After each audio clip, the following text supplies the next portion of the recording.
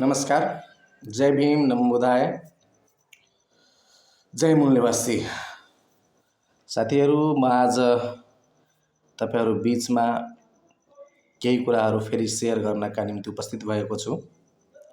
म तपाईँहरू सबैलाई थाहा छ, मैले सङ्घीय गणतान्त्रिक गठबन्धन, जसमा बहुजन एकता पार्टी नेपाल, नेपाल सङ्घीय समाजवादी पार्टी र नेपाल जनजागृति पार्टी को गठबन्धन छ। सङ्घीय गणतान्त्रिक गठबन्धन दलित, मुस्लिम, पिछडा, अति पिछडा, निषाद, आदिवासी लगायत तमाम देशका उत्पीडित वर्गहरूको, उत्पीडित समुदायहरूको एउटा साझा गठबन्धन हामीले बनाएका छौँ र यो देशलाई एउटा सन्देश दिन खोजिरहेका छौँ कि यस देशका तमाम मूल निवासी समाज जो सयौं वर्षदेखि नेपालमा दास बनाएर राखिएको छ, आधुनिक समयमा आउँदा पनि दासताको रूप बदलिएको छ, तर फेरि पनि हामी आत्मिक रूपले, व्यवहारिक रूपले, भौतिक रूपले कहीँ न कहीँ कुनै न कुनै रूपमा गुलामीको अवस्थामा बाँचिरहेका छौँ।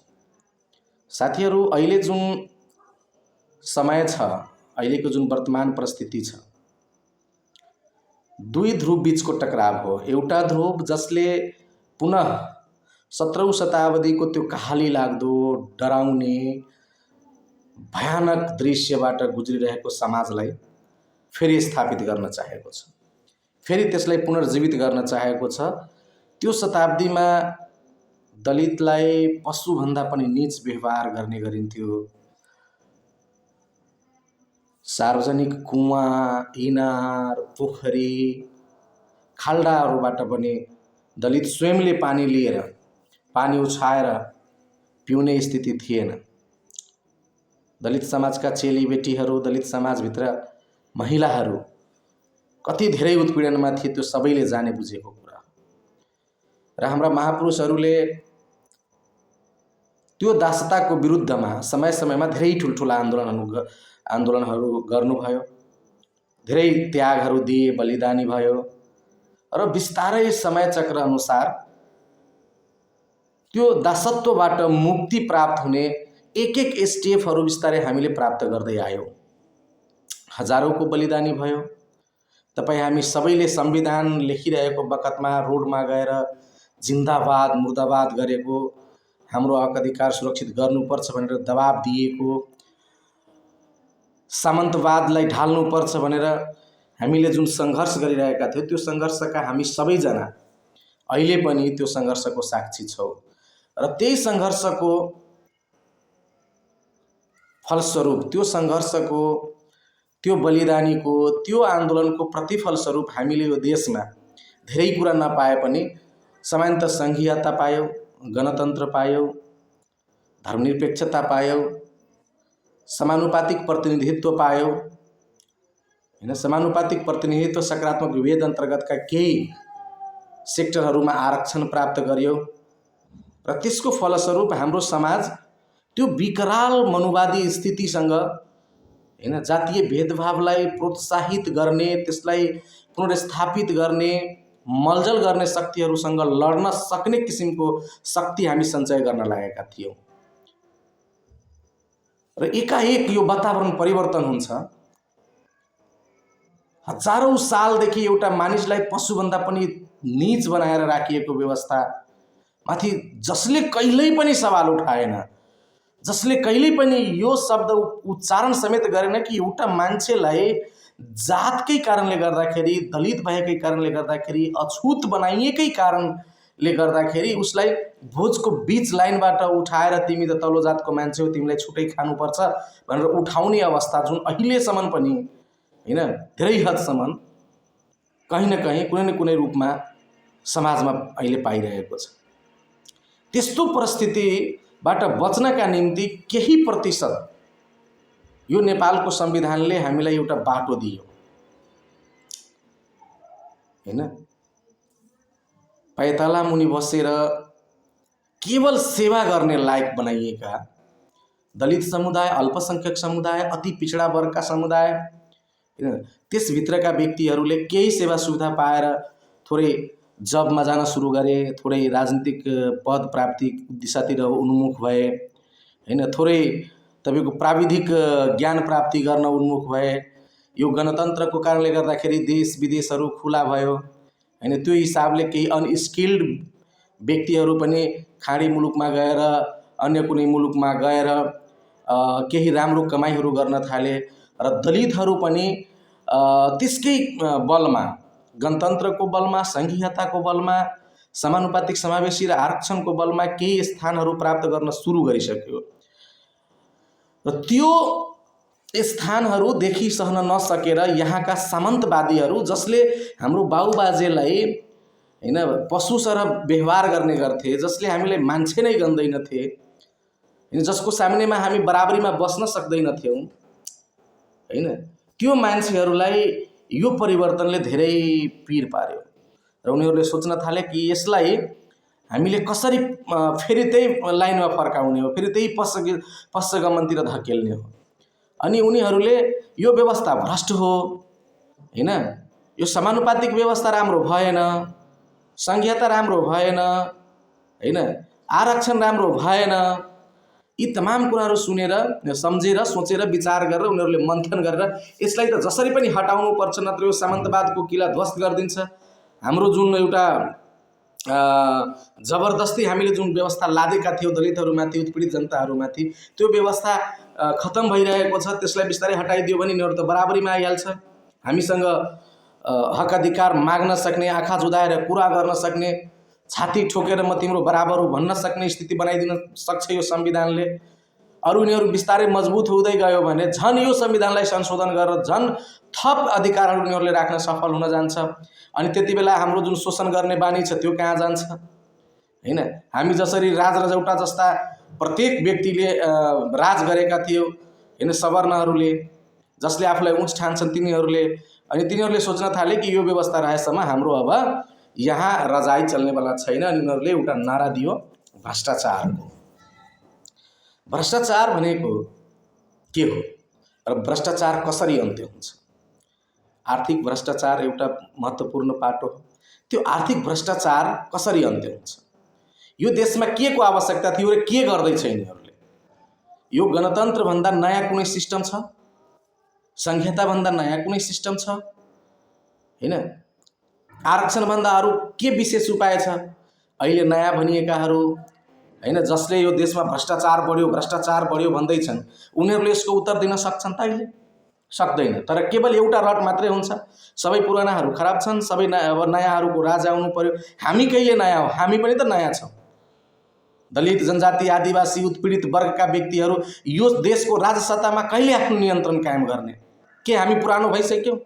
के हाम्रो समाजबाट प्रधानमन्त्री मन्त्रीहरू हुन सुरु भइसक्यो? त्यो 50 वर्षदेखि दलित प्रधानमन्त्री बन्दै आइरहेको छ यो देशमा, महिला प्रधानमन्त्री बन्दै आइरहेको छ यो देशमा, आदिवासी जनजाति प्रधानमन्त्री बन्दै आइरहेको छ यो देशमा, छैन नि। अनि नयाँ भनेको के? यसलाई एकदम गम्भीरताका साथ बुझ्नु होला। नयाँ भनेको जुन नस्लले राज्य शासन चलाइरहेको छ, जुन एउटा जातको मात्रै प्राइम मिनिस्टर र उसकै नियन्त्रणमा सारा न्यायपालिका, कार्यपालिका, व्यवस्थापिका, कूटनीतिक आयोग, नियोगहरू, पत्रकारिताका संस्थानहरू उनीहरूकै नियन्त्रणमा चलिरहेको छ। नयाँ भन्नुको मतलब के हो भने एउटै नस्ल, एउटै जातिकाले नियन्त्रण गरेर राखेका सबै संयन्त्रहरू नेपालका तमाम उत्पीडित जात, जाति, जनजाति, आदिवासी, दलित हैन, मुस्लिम, निषाद वर्गका व्यक्तिहरू, जति पनि यो देशको नागरिकहरू छन्, सम्पूर्ण राष्ट्रहरूमा यो कुरा जनसङ्ख्याको आधारमा भागीदारीको हिसाबले, साझेदारीको हिसाबले सबैले नेतृत्व गर्ने अवसर पाउनुपर्छ। यो नयाँ हो। यो डिमान्ड कसको छ? यो डिमान्ड हाम्रो हो। यो डिमान्ड कुनै नयाँ भनेकाहरूको छैन। उनीहरूको नजरमा भ्रष्टाचार के छ? आज दलितको छोरा जो झोपडीमा बस्दै आइरहेका थिए, त्यो व्यक्ति यो गणतन्त्रमा भएको आरक्षणको कारणले गर्दाखेरि, समानुपातिक प्रतिनिधित्वको कारणले गर्दाखेरि, समावेशिताको कारणले गर्दाखेरि, सङ्घीयताको कारणले गर्दाखेरि झोपडीमा बस्ने एकजना अछुतको बच्चा रातारात हाकिम बनेर आउँछ। त्यो उनीहरूको नजरमा भ्रष्टाचार छ।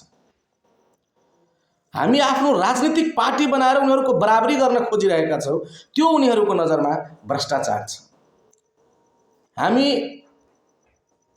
हाम्रो समाजमाथि भइरहेको अन्याय, अत्याचार, हिंसा, दमन, शोषण, बलात्कार, तमाम उत्पीडनहरू सहदै आयौँ। जुन दिनसम्म हामी सहयौँ त्यो दिनसम्म उनीहरूको लागि ठिक थियो। अब त्यसको खिलाफ हामी आवाज उठाउँछौँ र त्यसको विरुद्ध हामी क्रान्तिको घोषणा गरिरहेका छौँ, त्यसको विरुद्ध हामी लडाइँ लडिरहेका छौँ। अनि उनीहरूको नजरमा हाम्रो लडाइँ, हाम्रो क्रान्ति, हाम्रो आन्दोलन भ्रष्टाचार छ। तपाईहरुले डिसिजन गर्नुपर्ने छ कि वास्तवमा यदि भ्रष्टाचार उनीहरूले आर्थिकलाई भन्छ भने यो देशमा सबैभन्दा बढी पद र प्रतिष्ठा प्राप्त समुदाय कुन हो? कसको नियन्त्रणमा यो देशको बजेट छ? कसको नियन्त्रणमा यो देशको अख्तियार दुरुपयोग अनुसन्धान आयोग छ? कसको नियन्त्रणमा यो देशको बैंकिङ सिस्टम छ? कसको नियन्त्रणमा यो देशको वैदेशिक सम्बन्धको सिस्टम छ? कसको नियन्त्रणमा यो देशको सारा स्रोत, उत्पादनका स्रोतहरू कसको नियन्त्रणमा छ? नेपालमा प्राकृतिक स्रोतहरू, जल, जंगल, पहाड, नदी, तमाम जति पनि कुराहरू छन् त्यो सबै कसको नियन्त्रणमा छ? यो सिस्टमले, गणतन्त्रले भ्रष्टाचार नियन्त्रणका उपायहरू पनि दिएको छ। तर समस्या के छ?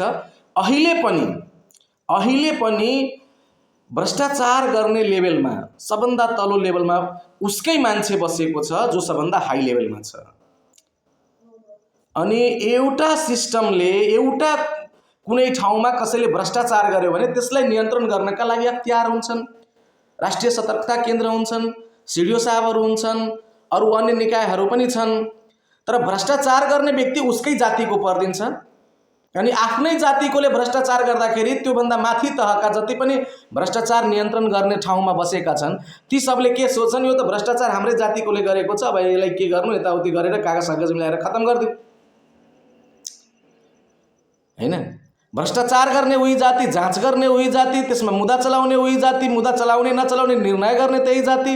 अनि एउटै जाति प्राइम मिनिस्टर, एउटै जाति अर्थमन्त्री, एउटै जाति फाइनान्स मिनिस्टर, एउटै जाति परराष्ट्र मन्त्री, राष्ट्रपति पनि त्यही, प्रधान सेनापति पनि त्यही, आइजिपी पनि त्यही, सशस्त्र प्रहरीका प्रमुख पनि त्यही, हैन? कूटनैतिक नियोग आयोगका प्रमुखहरू पनि त्यही, वैदेशिक सङ्घ संस्थाका प्रतिनिधिहरू पनि त्यही। अनि भ्रष्टाचार हुँदैन त?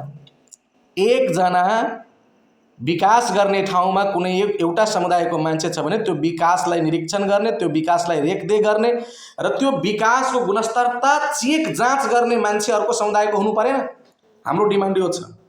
यो डिमान्ड बिस्तारै जनताले बुझ्न सुरु गरिसकेपछि उनीहरूलाई एकदम आभास भयो कि अब यो देशमा सबै जात जातिहरू सचेत हुँदैछन्। त्यसै कारणले गर्दाखेरि जबसम्म यो सचेतनालाई ब्रेक गर्दैनौँ, तोड्दैनौँ, यो चैनलाई भाँचेर छुटाछुटै बनाउँदैनौँ, तबसम्म यो यिनीहरूको जुन एउटा चेतना स्तर छ त्यो बिस्तारै धेरै तेज गतिले अगाडि बढिरहेको छ। र एक समय यस्तो आउँछ कि यो देशमा समतामूलक समाज स्थापित हुन्छ, यो देशमा गैर बराबरीको सिस्टम खत्म हुन्छ, सबै एक समान बनेर आउँछ, यहाँ क्रान्तिकारी भूमि सुधार लागू हुन सक्छन्, हैन? यहाँ औद्योगिकीकरणको व्यवस्था हुन सक्छ, यहाँ घाँस बाँस कपास जनताको मूलभूत अधिकारको रूपमा स्थापित मात्रै नभएर कि व्यवहारमा कार्यान्वयन हुन सक्छ। त्यति बेला कसैलाई दुःख हुँदैन, हैन? अनि त्यो दुःख नभएपछि, कोही जनता नीच नभएपछि उच्च बनेर कसरी बस्ने? उनीहरूको मानसिकता यो छ कि यो यहाँको तमाम उत्पीडित जातिहरूलाई नीच बनाऊ र हामी उच्च बनेर बसौँ। अनि त्यो सिस्टमलाई बचाउनका निम्ति यिनीहरूले भ्रष्टाचारको नारा दिन्छन्, यो गर्छन्, त्यो गर्छन्। र हरेक इलेक्सनको बेलामा यस्तै नयाँ नयाँ, म त नयाँ बनेर आएको छु, नयाँ के हो सोच्नु पर्दैन? नयाँ भनेको के हो? तपाईको बाबुबाजेले यो देश चलाएर यतिसम्म, यदि आज यो देश भ्रष्ट छ भने त्यसको सबभन्दा ठुलो जिम्मेवार तपाईहरुकै पूर्वज होइन? जसले यो देशलाई नियन्त्रण गर्यो, जो प्रधानमन्त्री बन्दै आए, जो गृहमन्त्री बन्दै आए, जो सारा न्यायपालिका, व्यवस्थापिका, कार्यपालिका, पत्रकारिता जगत लगायत औद्योगिक क्षेत्र, निजी क्षेत्र, सार्वजनिक क्षेत्र, सहकारी क्षेत्र सबै तपाईहरुकै पूर्वजले नियन्त्रण गरेको होइन?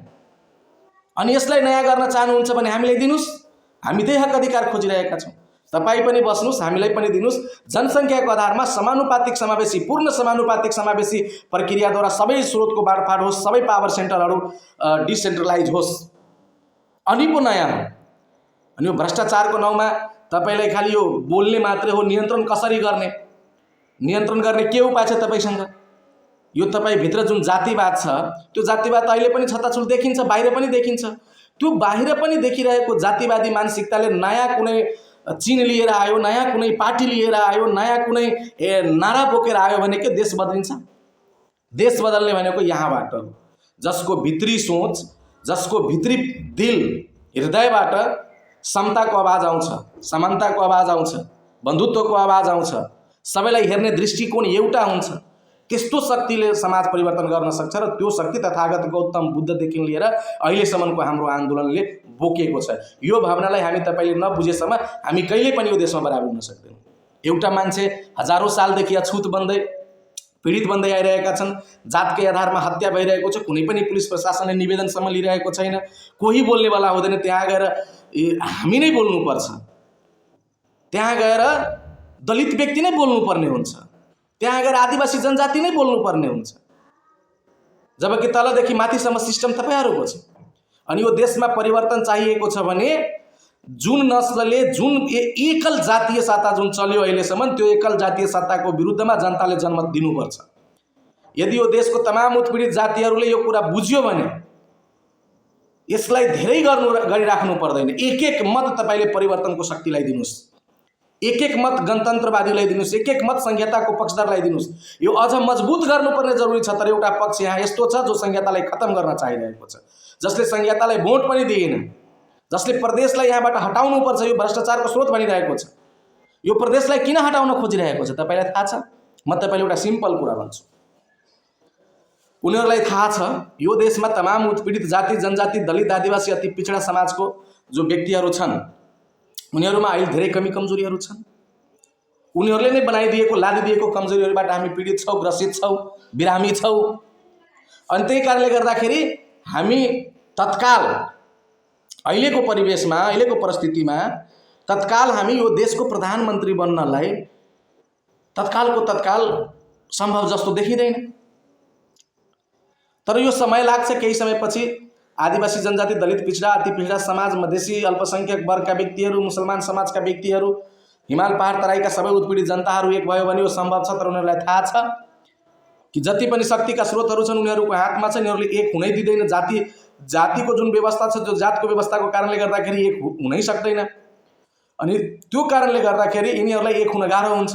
तर यो प्रदेशको जुन संरचना छ, यो प्रदेशको संरचना र समानुपातिक निर्वाचन प्रणालीको कारणले गर्दाखेरि भोलि गएर एउटा प्रदेशको मुख्यमन्त्री एउटा चमारको छोरा, एउटा मुसहरको छोरा, एउटा कामी दमाईको छोरा, एउटा सार्कीको छोरा, एउटा राई मगर लिम्बूको छोरा, एउटा मुस्लिमको छोरा आफ्नो बलबुताले आफ्नो सङ्गठनको हिसाबले आफ्नो समाजको समर्थनको हिसाबले यो प्रदेशको मुख्यमन्त्री बन्न सक्छ। अनि प्रदेशको मुख्यमन्त्री बनिसकेपछि त जब मुख्यमन्त्रीको हातमा आफ्नै डिसिजन गर्ने पावर हुन्छ, बजेट हुन्छ, हरेक कुरा हुन्छ, मिनिस्टरको हातमा हुन्छ, त्यो मिनिस्टर्स प्रदेशको मिनिस्टर जति गाह्रो सेन्ट्रल मिनिस्टर बन्नु छ त्योभन्दा धेरै सजिलो प्रदेशको मिनिस्टर बन्नु छ एउटा दलितको लागि। प्रदेशको चिफ मिनिस्टर बन्नु सिम्पल छ दलितको लागि। अनि उनीहरूलाई थाहा छ कि यिनीहरू भोलि गएर प्रधानमन्त्रीमा अलि टाइम नै लगाए पनि मुख्यमन्त्री र मुख्यमन्त्री अन्तर्गत हुने सबै मन्त्रालयहरू सबै कार्यालयहरूको प्रमुख तुरन्तको तुरन्त बन्न सक्छ। अलिकति मात्रै दिमाग घुमाउन आवश्यक छ, हैन? त्यति बेला के गर्छन्?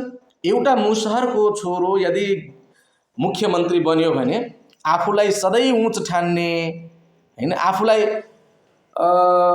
के भन्ने त्यो देवता तुल्य ठान्ने जुन एउटा समुदाय छ त्यो समुदायलाई कति पीर पर्छ कि जसले आफूलाई सर्वश्रेष्ठ माने, हैन, फेरि बाँकी तलदेखि माथिसम्म सबै कार्यालयहरू त उनीहरूले नै भरिदिएका छन् आफ्नो समाजको त्यहाँ पठाएर। अनि एउटा मुख्यमन्त्री एउटा मुसहरको छोरा मुख्यमन्त्री बनेर, चमारको छोरा पासवानको छोरा मुख्यमन्त्री बनेर, अथवा ततमाको छोरा अथवा बैठाको कामी दमाई सार्की लगायत च्यामे पोडे अथवा जनजातिको छोरा मुख्यमन्त्री बनेर जब आउँछ नि, अनि त्यति बेला सैलुट ठोक्नलाई को जान्छ? एसपी, डिएसपी, सिडिओ लगायतका व्यक्तिहरू जान्छन्, उच्च पदस्थ अधिकारीहरू जान्छन्। त्यो त हाम्रो अहिले छैन।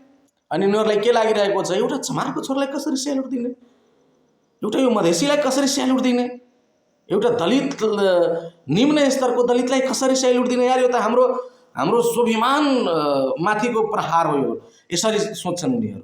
अनि उनीहरूले के भन्छ? यसरी तपाईँले यदि कोही नयाँ बनिएका शक्तिहरू तपाईँ कहाँ गएर भन्छ नि तपाईँको छोरा मुख्यमन्त्री बन्ने सम्भावना छ, प्रदेशमा, अनि म तपाईँको छोराले त सलाम गर्न सक्दैन, त्यसैले प्रदेशलाई खारिज गरौँ, मलाई भोट दिनुहोस्। तपाईँले मलाई भोट दिनुभयो भने हामी प्रदेशलाई खारिज गरिदिन्छौँ। यसरी गएर भोट माग्यो भने तपाईँले भोट दिनुहुन्छ? कदापि दिनुहुन्न, हैन? तपाईँको छोराको आरक्षण खाइदिन्छु, आरक्षण हटाइदिन्छु, हामीलाई भोट दिनुहोस् भन्दाखेरि तपाईँ भोट दिनुहुन्न। त्यसैले अब भोट कसरी लिने? उद्देश्य के छ? आरक्षण खारिज गर्ने, संहिता खारिज गर्ने, धर्मनिरपेक्षता खारिज गर्ने, समानुपातिक प्रतिनिधित्व खारिज गर्ने। जबकि एजेन्डा हाम्रो के छ? यो सबै अझ बढी मजबुत गराउनु पर्ने हो। तर त्यसलाई खारिज गराउनका लागि उनीहरूले एउटा नारा दिन्छ, भ्रष्टाचार अन्त गर्छु। कसरी अन्त गर्ने? भ्रष्टाचार गर्ने ठाउँमा तलदेखि माथिसम्म त तपाईँकै मान्छे बसेको छ। त्यसलाई अन्त गर्न चाहनुहुन्छ भने तपाईँ इमानदार हो भने हाम्रो सङ्गठनलाई सपोर्ट गर्नुहोस् त। भ्रष्टाचार गर्ने तपाईँको मान्छे छ भने भ्रष्टाचार चेक गर्ने हाम्रो मान्छेलाई बसाउनुहोस्। यदि हाम्रो मान्छे भ्रष्टाचार गर्न सक्ने ठाउँमा छ भने चेक गर्ने ठाउँमा तपाईँ आफ्नो मान्छे बसाउँ। भ्रष्टाचार गर्नेदेखि लिएर फाइल मिलाउनेदेखि लिएर हरेक कुरा गर्नेदेखि लिएर सबै ठाउँमा आफ्नै मान्छे बसाइदिने अनि खाली दिने। भ्रष्टाचार मेटाइदिन्छौँ, भ्रष्टाचार मेटाइदिन्छौँ, भ्रष्टाचार मेटाइदिन्छौँ। कसरी भ्रष्टाचार मेटाउनुहुन्छ? त्यसको जवाब आउनु पर्यो नि। गणतन्त्रभन्दा नयाँ केही छैन, संहिताभन्दा नयाँ केही छैन। नेपालमा कहिले नभएको व्यवस्था आरक्षण जुन आएको छ, सबै जात जाति वर्ग लिङ्गको प्रतिनिधित्व गरेको छ, सबैले अवसर पाउन सुरु गरेको छ। योभन्दा राम्रो व्यवस्थाहरू केही होइन। यदि योभन्दा राम्रो चाहनुहुन्छ भने थप यसलाई मजबुत बनाउने, पर्सेन्टेज बढाउने, संहितालाई अझ व्यवहारिक बनाउने, जसको जनसङ्ख्या छ त्यो जनसङ्ख्या अनुसारको निर्वाचन क्षेत्रहरू कायम गर्ने, पहिचान सहितको संहिता दिनुपर्ने, हैन? आत्मनिर्णयको अधिकार सहित, स्वायत्तताको सहितको यो प्रशासनिक संहिताले मात्र पुग्ने, यसलाई थप बढी राजनीतिक र व्यवहारिक संहिता बनाउनु पर्ने। यो कुरा छ नि परिवर्तन गर्नुपर्ने, संविधान संशोधन गरेर। तर संविधान संशोधन गरेर यिनीहरूलाई यो तमाम बुदाहरूलाई हटाउने किसिमको जो एजेन्डा लिएर अगाडि बढेका छन्, उनीहरूसँग सोध्नुहोस्, जवाब छैन। सिधै भन्छ चुपचाप फलानो छाप, चुपचाप फलानो छाप। के चुपचाप? तपाईँले नयाँ के गर्ने दिनु पर्यो? 1 2 3 4 हामी यो नयाँ गर्छौँ। अब म तपाईँहरूसँग बिन्ती गर्छु, यदि तपाईँहरूले हाम्रो गठबन्धनलाई, सङ्घीय गणतान्त्रिक गठबन्धनलाई, गणतन्त्रवादी शक्तिलाई, संहितावादी शक्तिलाई भोट गर्नुभयो भने तपाईँको आरक्षण हट्दैन, आरक्षण अझ बढी मजबुत भएर आउँछ। जातीय भेदभाव तथा छुवाछुत गर्ने, जातको आधारमा मान्छेलाई तल देखाउने, जातकै आधारमा हत्या हिंसा रेप हुँदा पनि मुद्दा समेत दर्ता नगर्ने किसिमको प्रशासनिक संरचनालाई बल दिने, त्यस्ता कुराहरू हटाइन्छ। मनुष्यलाई केवल मनुष्यको दृष्टिले हेरिन्छ। हामीलाई तपाईँले मत दिनुभयो भने यो देशको चौतर्फी विकास गर्नलाई समतामूलक समाजको स्थापना गरिन्छ, प्रशासनिक सुधार गरिन्छ, क्रान्तिकारी भूमि सुधारको माध्यमले भूमि वितरण गरिन्छ। जमिनदारहरूलाई जिताएर भूमि वितरण हुँदैन। जो भूमिहीनका प्रतिनिधि छन्, जो भूमिहीन छन्, उनीहरूलाई जिताएर मात्रै तपाईँले संसदभित्र पठाउन सक्नुभयो भने मात्रै भूमिको वितरण सम्भव छ। आवासविहीनहरूलाई घर बनाइन्छ, बेरोजगारहरूलाई रोजगार दिइन्छ, यो सबै कुरा सम्भव छ। तर एउटा शर्त छ, यो शर्त तपाईँ नयाँ पुरानो चक्करमा नपर्नुहोस्। तपाईँले याद राख्नुहोस्, जो तपाईँको हितैषी हो ऊ सधैँ तपाईँको लागि आवाज बोलिरहन्छन्। आज नयाँ बनेर आउनेहरू तपाईँको आवाज कहिले भन्ने छैन। र भोलि कुनै दुःख पर्दा, आपत पर्दा, दलित समाजमाथि, गरिब समाजमाथि, अल्पसङ्ख्यक समाजमाथि आपत विपद आइपर्दा तपाईँले विगत पनि हेर्नुहोस्, हामीले नै बोलेका छौँ र आउने समयमा पनि हामी नै बोल्नेछौँ। त्यसै कारणले तपाईँलाई आग्रह छ, बस छापमा मतदान गर्नुहोला। वैचारिक रूपमा यो एउटा आत्मसम्मानको आन्दोलन हो। यो सिम्पल एउटा छाप मात्रै होइन। सङ्घीय गणतान्त्रिक गठबन्धन बहुजन एकता पार्टी नेपाल यो केवल चुनावको लागि जित र हारको मात्रै कुरा होइन। यहाँ समताको लागि, आत्मसम्मान प्राप्तिको लागि जुन आन्दोलन चलिरहेको छ, मान सम्मान इज्जत प्रतिष्ठा प्राप्तिको लागि, आफ्नो विरासत फिर्ता लिनको निम्ति, बराबरीको हक दिनका निम्ति, गरिब दिन दुखीलाई सेवा गर्नका निम्ति, सबैको चेली छोरीहरूलाई समान अवसर र समान व्यवहारका निम्ति हाम्रो यो जुन लडाइँ चलिरहेको छ, यो विषमताको विरुद्धको लडाइँ हो, यो प्रतिष्ठाको लडाइँ हो। त्यसै कारणले गर्दाखेरि हाम्रो यो अभियानलाई तपाईँहरूले नेपालको जुनसुकै ठाउँमा भए पनि, हिमाल पहाड तराई मधेस जुनसुकै ठाउँमा भए पनि तपाईँले आफ्नो मत बस छापलाई दिनुहुनेछ र आत्मस्वाभिमानको यो लडाइँलाई, हाम्रो सामाजिक न्यायको लडाइँलाई, बराबरीको लडाइँलाई सहयोग गर्नुहुनेछ भन्दै तपाईँहरूलाई पुनः एकपटक अनुरोध गर्दै कि बस छापमा मतदान गर्नुहोला। म सर्लाही क्षेत्र नम्बर 4 को उम्मेदवार हो। जहाँ जहाँ हाम्रो उम्मेदवारहरू छन् प्रत्यक्ष रूपमा पनि मत दिनुहोला। जहाँ हाम्रा उम्मेदवारहरू छैनन्, सबै देशभरिका तमाम सबै ठाउँहरूबाट समानुपातिक बस छापमा तपाईँहरूले आफ्नो मताधिकार प्रयोग गर्नुहोला। यो तपाईँको अधिकार हो। बाबा साहब डाक्टर भीमराव अम्बेडकरले भन्नुभएको छ। डाक्टर अम्बेडकरको बहुत प्रसिद्ध भनाइ छ कि यो जुन भोटको अधिकार छ यो अधिकारले रानीको कोखबाट राजा पैदा हुने समय समाप्त पारिदिएको छ। अब जनताको भोटबाट जनताको मताधिकारको प्रयोगबाट देशको राजा निर्माण हुन्छ। त्यो राजा भनेको सांसद हो। जनताको नोकर नै अहिले जनताको राजा हो। जुन भोटबाट आउँछ त्यो जनताको नोकर हुन्छ। र राजा किन भनिन्छ? किनभने जनताले उसलाई निर्वाचित गरेर पठाउँछ र जनताले ल मेरो यो अधिकार तिमीलाई भयो, 5 साल तिमी बस सेवा गर भनेर जनताले दिएको अधिकार हो। त्यो अधिकार प्राप्त राजा तपाईको भोटबाट बन्छ। अब कुनै जमिनदारको छोरा जमिनदार बन्दैन, कुनै सांसदको छोरा सांसद बन्दैन, कुनै मन्त्रीको छोरा मन्त्री बन्नु पर्दैन। अब तपाईको झुपडीबाट निस्केका एक एक गरिबका छोराहरू पनि तपाईको मतबाट राजा बन्न सक्छन्। त्यसैले नेपाल भरिका तमाम आमा बुवा दाजुभाइ दिदीबहिनीहरू, संघीय गणतान्त्रिक गठबन्धन नेपालको चुनाव चिन्ह बस छापमा तपाईले मोहर लगाउनु होला, तपाई अधिकार प्रयोग गर्नु होला र हामीलाई तपाईकै आवाज बनेर संसदमा बोल्नका लागि, तपाईको आवाज बनेर त्यहाँ कानुन बनाउनलाई आवाज उठाउनका लागि सहयोग गर्नु होला भन्दै तपाईहरुसँग बिदा हुन्छु। जय भीम, नमो बुद्धाय, जय मूल्यवासी।